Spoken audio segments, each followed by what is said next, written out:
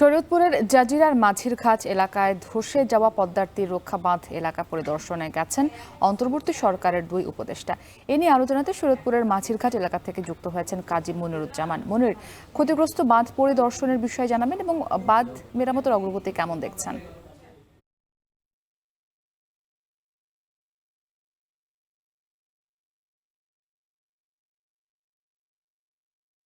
ঠিক সকাল 10টায় কিন্তু উপদেষ্টারা নদীপথে প্রথমে সড়ক পথে ঢাকা থেকে শরীয়তপুরের যে পদ্মা সেতুর সার্ভিস এরিয়া আসেন এবং তারপর পরেই কিন্তু তারা সেখানে সকালের নাস্তা সেরেই কিন্তু নদীপথে পদ্মা সেতুর 42 নম্বর পিয়ার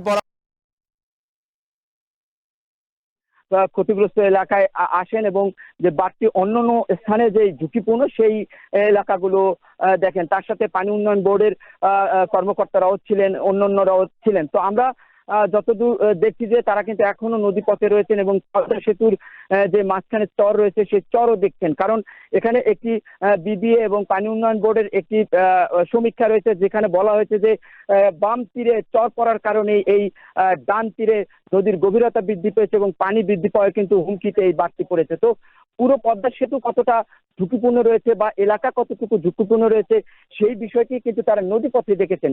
তারা কিন্তু তীরে নামেননি এবং এই গণমাধ্যমের সামনেও কিছু কথা বলেননি বা স্থানীয়দের সাথেও কথা বলেননি। এখনো তারা নদীতে রয়েছেন এবং তারা ঘুরে ঘুরে দেখছেন। এরপর সার্ভিস এরিয়া 2-তে তারা আবার যাবেন এবং সেখানে কিছুক্ষণ অপেক্ষার পরে শরীয়তপুরের যে সড়ক নির্মাণ চলছে বিভিন্ন ঘুরে ঘুরে দেখছেন। এরপর সার্ভিস এরিয়া 2-তে তারা আবার যাবেন এবং সেখানে কিছুক্ষণ অপেক্ষার পরে শরীয়তপুরের যেই সড়ক নির্মাণ চলছে বিভিন্ন সেই সড়কগুলো পরিদর্শন করবেন এবং গোপালগঞ্জেরও যে সকল সড়ক উন্নয়ন কাজ রয়েছে সেগুলোর অগ্রগতি তারা ঘুরে ঘুরে দেখবেন, এমনটা কিন্তু আমরা তাদের সূত্রে জানতে পেরেছি। এরপরে আবারও সেই সার্ভিস এরিয়া তারা রাত্রি যাপন করবেন।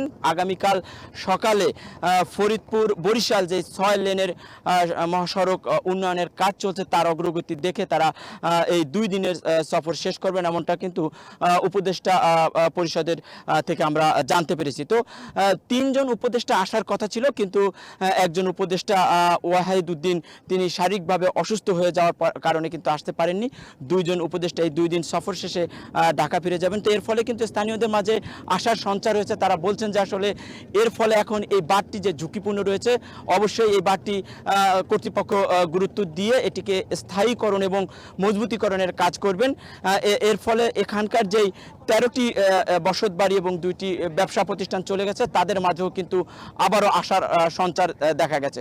তো এই ছিল আমার কাছে এই বাঁধ এলাকার ক্ষতিগ্রস্ত বাঁধ এলাকার উপদেষ্টাদের পরিষদ নিয়ে ভিজিট নিয়ে আমার কাছে সর্বশেষ।